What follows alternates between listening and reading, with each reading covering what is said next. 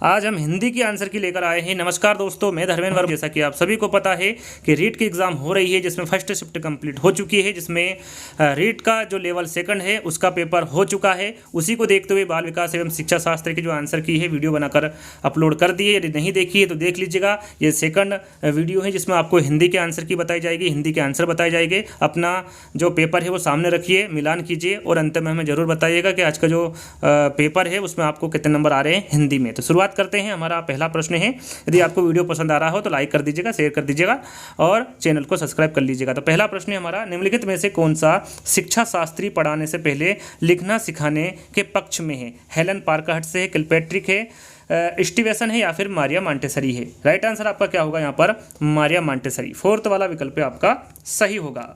दूसरा प्रश्न, मौन पठन का लाभ है। यहाँ पर देखिए, मौन पठन का लाभ आपको बताना है। उच्चारण अभ्यास हेतु अवसर मिलता है, स्वाध्याय की प्रवृत्ति विकसित होती है, पठन की शुद्धता का स्वर्धन होता है या फिर एकाग्रचित होकर ध्वनियों का शुद्ध उच्चारण करना। तो यहाँ पर राइट आंसर आपका होगा बी वाला, स्वाध्याय की प्रवृत्ति विकसित होती है। बी वाला विकल्प आपका सही होगा।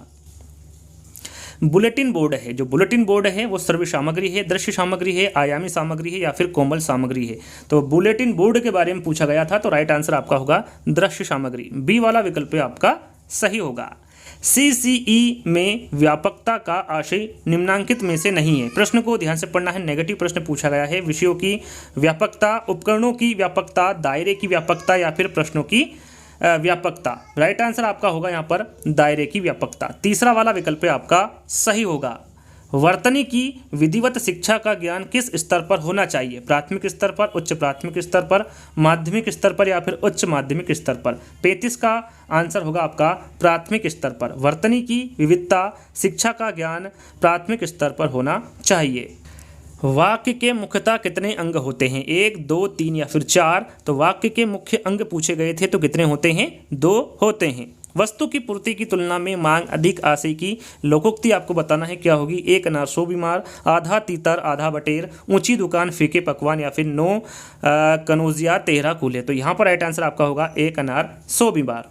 घास काटना मुहावरे का यहाँ पर अर्थ पूछा गया है, तो 4 विकल्प है आपके सामने। कठिनतापूर्वक कार्य करना, गैर जिम्मेदारी होना, कुछ भी असर ना होना, गुणवत्ता का ध्यान रखे बिना जैसे तैसे काम निपटाना। तो आपका फोर्थ वाला विकल्प सही होगा। घास काटना मुहावरे का अर्थ होता है गुणवत्ता का ध्यान रखे बिना जैसे तैसे काम निपटाना। अगला प्रश्न, वे मेरे घर आएंगे क्योंकि उन्हें अजमेर शहर घूमना है। रचना की दृष्टि से यह वाक्य किस प्रकार का है? मिश्र वाक्य है, सरल वाक्य है, संयुक्त वाक्य है या फिर विधानवाचक वाक्य है? तो राइट आंसर आपका होगा मिश्र वाक्य। मिश्र वाक्य यह वाक्य होगा। सगुन मेरी सहेली है, अर्थ के आधार पर इस वाक्य का प्रकार है। 4 विकल्प दिए गए हैं। संभावनार्थक वाक्य, विधानवाचक वाक्य, इच्छावाचक या फिर संकेतार्थक वाक्य? 40 का आंसर क्या होगा? तो यहाँ पर आपका राइट आंसर होगा विधानवाचक वाक्य। बी वाला विकल्प आपका सही होगा। निम्नलिखित गद्यांश के आधार पर प्रश्न संख्या 41 से 45 तक के उत्तर दीजिए। देखिए यहाँ पर गद्यांश मैं नहीं पढ़कर बताऊंगा, आपने अच्छे से पढ़ा होगा गद्यांश को। यहाँ पर मैं सिर्फ आंसर बताने के लिए आया हूँ, आंसर ही बताऊंगा। 41 से 45 तक आपको यहाँ पर आंसर दे रहा हूँ, तो 41वें का आंसर आपको बता रहा हूँ। 41वां प्रश्न है हमारा, निम्नलिखित में से स्त्री शब्द का पर्यायवाची? यहाँ पर देखिए, स्त्री शब्द का पर्यायवाची पूछा गया था। ईहा है, आपगा है, शीला है या फिर अबला है? राइट आंसर आपका क्या होगा? अबला। अत्याचार शब्द में कौन सा उपसर्ग होगा? अत, अति, अति या फिर अत्य? यहाँ पर अत्याचार शब्द में उपसर्ग पूछा गया है, तो राइट आंसर आपका होगा अति। यहाँ पर बी वाला विकल्प आपका सही होगा। अगला प्रश्न, निम्नलिखित में से भाववाचक संज्ञा है? अपनी, अवसर, दया, फिर यहाँ? तो यहाँ पर भाववाचक संज्ञा पूछा गया था, तो राइट आंसर आपका यहाँ पर दया होगा। अगला प्रश्न, निम्नलिखित में से किस शब्द में प्रत्यय लगा हुआ है? वेग, फुर्तीला, अनाथ या फिर उमड़? राइट आंसर आपका होगा फुर्तीला। याद रखिएगा, फुर्तीला में प्रत्यय शब्द लगा हुआ है। मनोविकार शब्द का समाज विग्रह कौन सा होगा? मनोविकार शब्द का समाज विग्रह आपको करना है। राइट आंसर आपका होगा मन का विकार। क्या होगा? मन का विकार। तीसरा वाला विकल्प आपका सही होगा। चलिए, निम्नलिखित में से रचना शिक्षण का उद्देश्य नहीं है? साहित्यिक सृजन की प्रेरणा देना, क्रमबद्धता बनाना, विविध भाषाओं का ज्ञान कराना या फिर व्याकरण सम्मत कार्य करना? राइट आंसर आपका होगा व्याकरण सम्मत कार्य करना।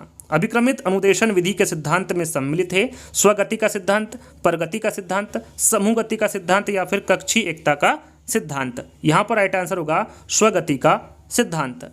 निम्न में से कौन सा सस्वर वाचन का भेद नहीं है? यहाँ पर देखिए सस्वर वाचन का कौन सा भेद नहीं है पूछा गया है। आदर्श वाचन, अनुकरण वाचन, संवेद वाचन या फिर गहन वाचन। यहाँ पर आपका राइट आंसर होगा गहन वाचन। सस्वर वाचन का भेद कौन सा नहीं होगा? गहन वाचन नहीं होगा। एक अच्छे मूल्यांकन की विशेषता कौन सी नहीं है? नेगेटिव प्रश्न पूछा गया है। वैधता है, वस्तुनिष्ठता है, आत्मनिष्ठता है या फिर व्यापकता है? राइट आंसर आपका होगा आत्मनिष्ठता। याद रखिएगा ये एक अच्छे मूल्यांकन की विशेषता नहीं है। अगला प्रश्न वस्तुनिष्ठ प्रश्न का प्रकार है। वस्तुनिष्ठ प्रश्न का प्रकार पूछा गया है। आलोचनात्मक प्रश्न है, विश्लेषणात्मक प्रश्न है, मिलान प्रश्न है या फिर व्याख्यात्मक प्रश्न है? राइट आंसर आपका होगा वस्तुनिष्ठ प्रश्न का प्रकार मिलान प्रश्न है। अगला प्रश्न डॉक्टर चंद्रा अदम्य साहस की धनी थी। वाक्य में प्रयुक्त साहस शब्द किस व्याकरणिक कोटि का है? अवयव, भाववाचक संज्ञा, क्रिया विशेषण या फिर गुणवाचक विशेषण? राइट आंसर आपका होगा भाववाचक संज्ञा। गोमूत्र असाध्य रोगों के उपचार में भी उपयोगी है। रेखांकित शब्द में संदर्भ में उपयुक्त विकल्प हैं। कारक चिन्ह, क्रिया, अवयव या फिर समुच्चयबोधक? तो यहाँ पर आपका राइट आंसर होगा अवयव। तीसरा वाला विकल्प आपका सही होगा। अगला निम्नलिखित में से कौन सा कथन त्रुटिपूर्ण है? यहाँ पर देखिए त्रुटिपूर्ण आपको यहाँ पर कथन चुनना था। 4 विकल्प थे आपके सामने। राइट आंसर आपका यहाँ पर होगा वर्णों के सार्थक समूह से वाक्य बनते हैं। यहाँ पर जो कथन होगा फोर्थ वाला ये त्रुटिपूर्ण होगा। फोर्थ वाला विकल्प यहाँ पर आपका सही होगा। अगला प्रश्न यवन सैनिक घोड़े पर बैठकर, यहाँ पर देखिए 54 प्रश्न हम यदि पढ़ेंगे तो पूरा नहीं पढ़ पाएंगे। आपके पास पेपर होगा उसमें देख लीजिएगा 54वां प्रश्न थोड़ा कटा हुआ है। तो इसका राइट आंसर मैं आपको बता देता हूँ। राइट आंसर होगा ऊपर किंतु पंख। प्रकृति ने ग्रेनाइट तथा संगमरमर से मेरे क्षेत्र को नवाजा है। इस वाक्य में रेखांकित शब्द का क्रमशः सही भाषाई रूप बताइए। तो इसका जो सही भाषाई रूप होगा वो विदेशी, विदेशी और विदेशी होगा। यहाँ पर पहला वाला विकल्प आपका सही होगा। देखिए यहाँ पर गद्यांश दिया हुआ है जैसा कि मैंने बताया। यहाँ पर मैं सीधे आंसर आपको बताऊंगा, आंसर बताने आया हूँ। गद्यांश यदि आपने नहीं पढ़ा है तो पढ़ लीजिएगा। 56 से 60 तक आपको आंसर देना है। 56वें का आंसर यहाँ पर सबसे पहले प्रश्न पढ़ लेते हैं कि हमें स्वराज मिल गया वाक्य में कौन सा काल है? हमें स्वराज मिल गया इसमें कौन सा काल है ये आपको बताना है। सामान्य भूतकाल है, संभाव्य भविष्यता है, संभाव्य भूतकाल या फिर यथार्थ वर्तमान है? तो राइट आंसर आपका यहाँ पर होगा सामान्य भूतकाल। पहला वाला विकल्प आपका सही होगा। निम्न में से कौन सा शब्द पुल्लिंग है? मनोवृत्ति, जीविका, बेटी या फिर स्वप्न? तो यहाँ पर आपका राइट आंसर होगा स्वप्न। गद्यांश के अनुसार परिणत शब्द का अर्थ क्या होगा? विनम्र होगा, विवाहित होगा, रूपांतरित होगा या फिर विनित होगा? यहाँ पर आपका राइट आंसर होगा रूपांतरित। यहाँ पर तीसरा वाला विकल्प आपका सही होगा। मनोवृत्ति शब्द का बहुवचन है। मनोवृत्ति है, मनोवृत्तियां हैं, मनोवृत्तियों हैं या फिर मनोवृत्ताओं हैं? तो यहाँ पर 59 का आंसर आपका होगा मनोवृत्तियां। मनोवृत्तियां आपका यहाँ पर राइट आंसर होगा, यानी कि बी वाला विकल्प आपका सही होगा। अंतिम प्रश्न दूषित शब्द का अर्थ है दोषयुक्त, दोष रहित, दोष मुक्त या फिर दोष से विरक्त? राइट आंसर आपका होगा दोष रहित। यहाँ पर बी वाला विकल्प आपका सही होगा। तो यहीं पर जो 30 प्रश्न थे हिंदी के वो यहीं पर समाप्त होंगे आज के 30 प्रश्नों में। यानी कह सकते हैं कि इस पेपर में आपको कितने नंबर आ रहे हैं आप कमेंट्स के माध्यम से बताइएगा। मैं तो आशा करूंगा कि आपको यहाँ पर 30 में से 30 अंक प्राप्त हो। फिर भी आप कमेंट्स के माध्यम से बताइएगा कि आपको कितने नंबर आए इस पेपर में। तो जल्दी दोस्तों अगले सब्जेक्ट के पेपर में हम जल्दी ही मिलते हैं। जब तक के लिए धन्यवाद।